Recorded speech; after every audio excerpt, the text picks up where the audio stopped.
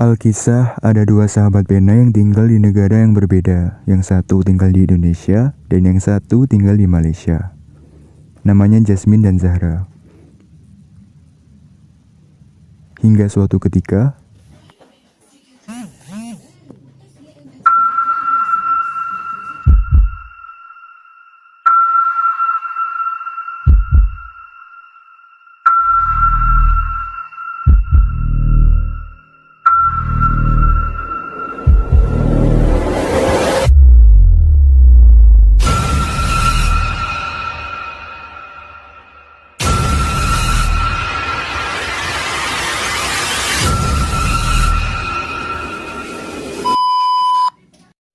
sebelum kita membantu Jasmine, mari kita kenali ukuran-ukuran yang ada pada statistik deskriptif. Yang pertama ada ukuran pemusatan data yang terdiri atas mean, modus, dan median. Mean merupakan nilai rata-rata dari suatu kelompok data. Modus merupakan nilai yang sering muncul dari suatu kelompok data. Dan median merupakan nilai tengah dari suatu kelompok data yang telah diurutkan dari yang terkecil ke yang terbesar. Yang kedua, ukuran penyebaran data, jangkauan atau range, yaitu selisih antara nilai terbesar dengan nilai terkecil suatu data. Semakin kecil nilai range, maka data semakin seragam dan mendekati nilai pusat.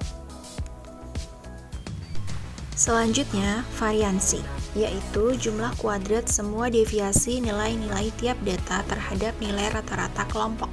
Semakin mendekati nol nilai variansi suatu data, maka data tersebut semakin seragam atau homogen. Yang terakhir, standar deviasi atau simpangan baku, yaitu akar kuadrat dari rata-rata jumlah kuadrat antara masing-masing nilai pada data dan menunjukkan ukuran penyimpangan data tersebut atau akar dari variansi. Semakin seragam suatu data, maka standar deviasinya akan semakin kecil.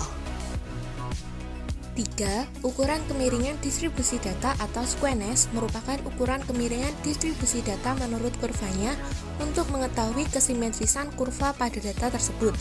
Jika mean sama dengan median sama dengan modus, maka distribusi simetris atau normal. Jika mean kurang dari median kurang dari modus, maka distribusi condong ke kiri. Jika mean lebih dari median lebih dari modus, maka distribusi condong ke kanan. 4. Ukuran keruncingan distribusi data atau kurtosis merupakan ukuran keruncingan distribusi data menurut kurvanya untuk mengetahui model derajat keruncingan data tersebut. Jika distribusi data puncaknya runcing, maka leptokurtis dengan alfa lebih dari 3. Jika distribusi data puncaknya normal, maka mesokurtis dengan alfa sama dengan 3. Jika distribusi data puncaknya landai, maka platikurtis dengan alfa kurang dari 3. Alfa merupakan derajat keruncingan data. Nah, itu tadi penjelasan mengenai ukuran-ukuran yang ada pada statistik deskriptif. Sekarang kita bantu Jasmine yuk. Untuk membantu Jasmine, pertama-tama kami melakukan survei dengan tujuan untuk mengetahui peminatan masyarakat terhadap minuman boba rasa brown sugar dari 3 franchise yang cukup terkenal di Indonesia, yaitu Chat Time, Street Boba, dan Fremil. Kami melakukan survei selama 1 pekan dan mendapatkan 102 responden dengan jawaban yang valid dan sesuai dengan kriteria.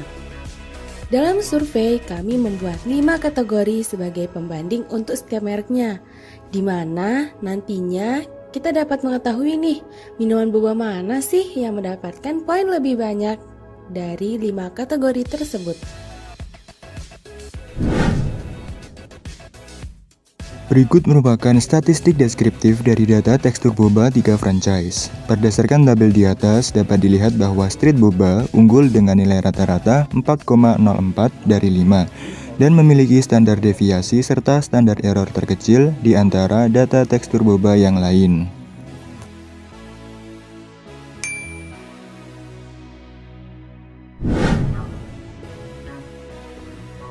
Berikut merupakan statistik deskriptif dari data rasa boba 3 franchise.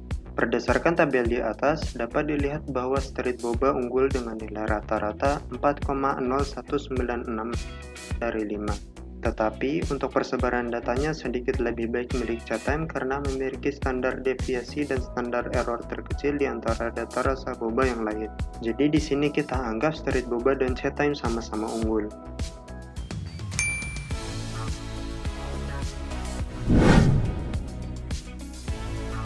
Berikut merupakan statistik deskriptif data rasa boba secara keseluruhan dari 3 franchise.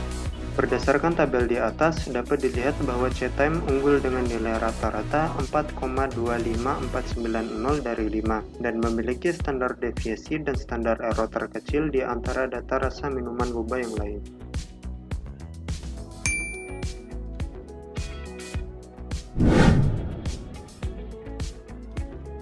Berikut merupakan statistik deskriptif dari data harga minuman boba ketiga franchise tersebut.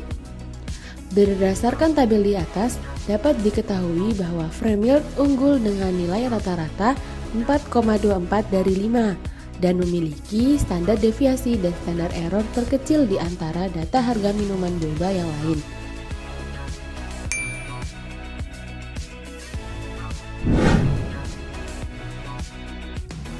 Berikut merupakan statistik deskriptif dari data kemasan minuman boba dari 3 franchise.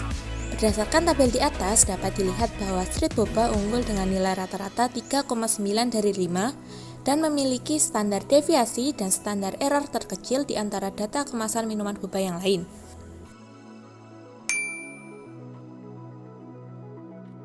Jadi, di sini kita bisa lihat boba yang paling direkomendasikan yaitu Street Boba.